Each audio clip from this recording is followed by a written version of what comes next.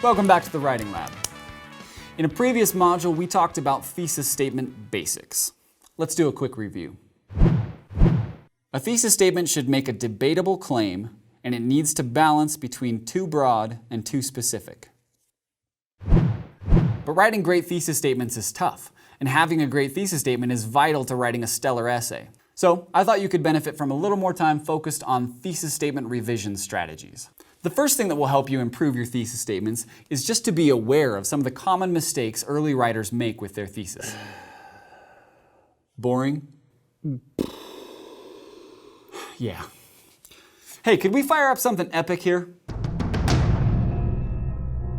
In a world filled with villainously mediocre thesis statements, several particularly crappy ones show up more often than any others.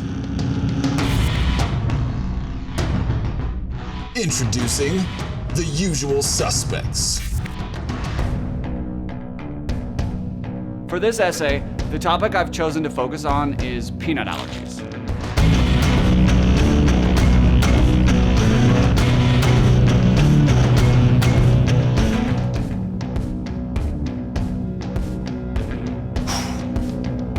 There are so many reasons why people should exercise.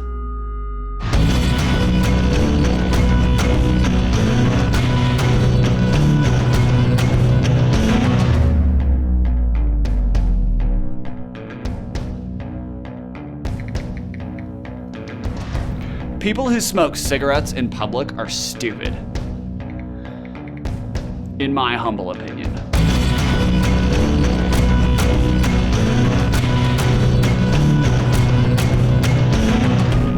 Just so you know, dogs can smell stuff like blood sugar and cancer.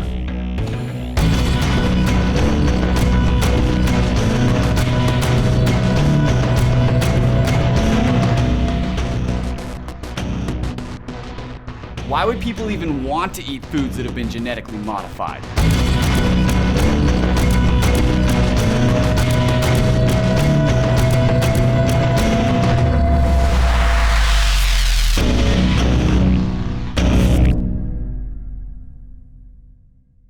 Epic enough for you? All right, let's go through those usual suspects and figure out some strategies to deal with them.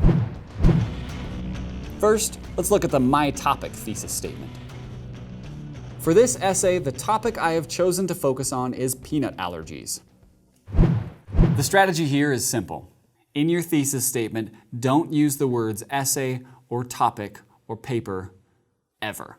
When I see a thesis statement like this, it always comes across as juvenile. I mean, when have you ever opened up a book and read, "In this book, I shall write about how Harry Potter discovers that he's a wizard with magical powers, and how he uses said magical powers to defeat he who must not be named."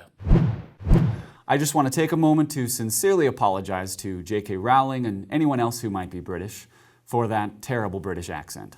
It was clearly a mistake, and I regret it. If a successful author never does that in her books, then you shouldn't do that in your papers.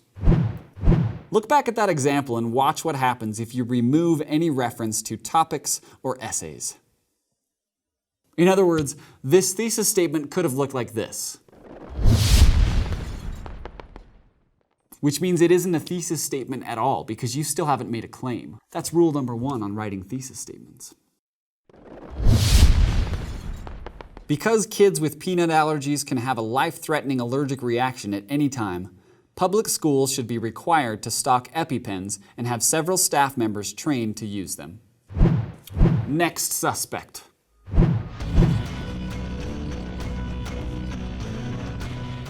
There are several reasons why people should exercise, and I'll tell you about them later.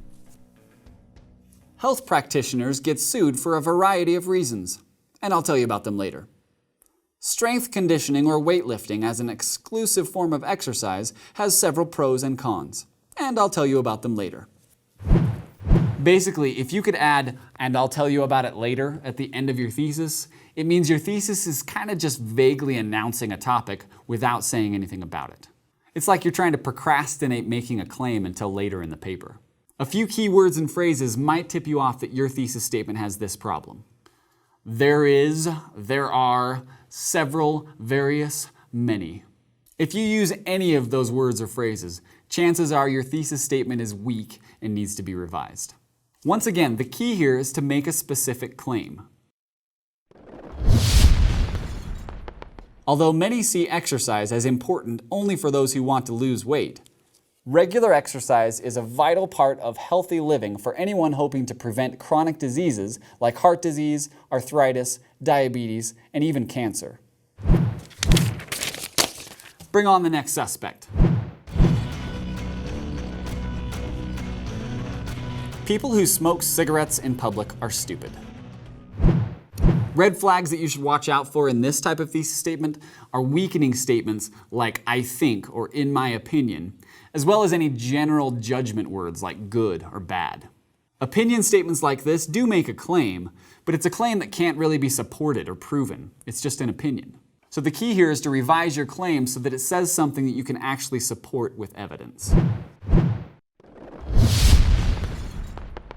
Because secondhand smoke puts children at risk of higher likelihood and severity of asthma, sinusitis, bronchitis, and pneumonia, smoking in a home with children should be considered a form of child abuse or neglect. Now that's a debatable claim. Let's move on to the next suspect.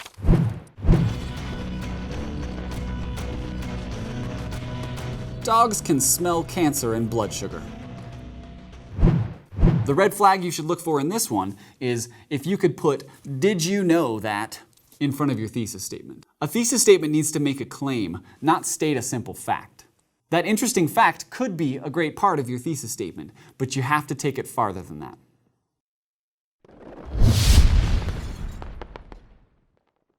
Considering dogs' incredible ability to smell blood sugar and detect signs of a seizure, insurance companies should fully cover the expense of medical service dogs for diabetics. One more suspect to deal with.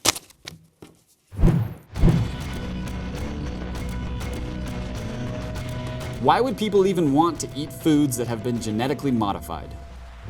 I'm going to explain how to deal with this type of thesis statement, and I'm going to try to make it as clear and simple as possible. You never, ever, ever, ever, ever, ever end a thesis statement with a question mark.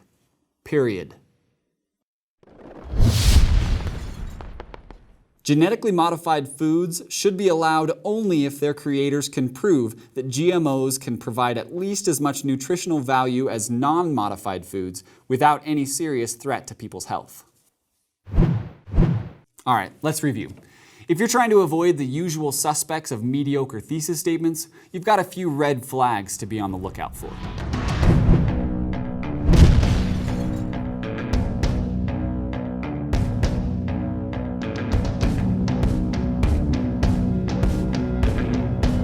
Any mention of the words essay, paper, or topic, or any reference to yourself as the writer is a red flag. Any use of the phrases there is or there are is a red flag. Any use of the terms several or many is a red flag. Weakening statements like I think and general judgments like good and bad are red flags. If you could add, and I'll tell you about them later at the end of your thesis, you might have a problem. If you could add, hey, did you know that in the front of your thesis, you might have a problem. And if your thesis statement ends with a question mark, you definitely have a problem. I think we need some practice identifying the usual suspects. Let's go to work.